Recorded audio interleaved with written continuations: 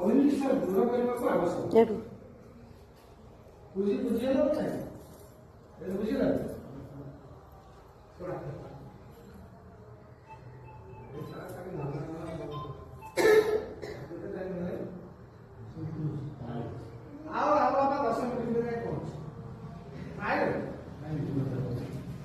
ପରାହତ କରିବା ପାଇଁ ବିରୋଧ ଶକ୍ତି ଛାଡୁନ।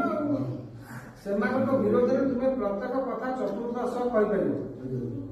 ଆହୁରି ମଧ୍ୟ ଲକ୍ଷ୍ୟ ପ୍ରତି ତୁମର ଅହିଂସା ଦୃଢ ରହିବା ଆବଶ୍ୟକ, ଅନ୍ୟଥା କୌଣସି ସଂକଳ୍ପ କରନ୍ତି ନାହିଁ। ଯେତେବେଳେ ଲୋକ କୌଣସି ସଂକଳ୍ପ କରନ୍ତି ନାହିଁ ଏବଂ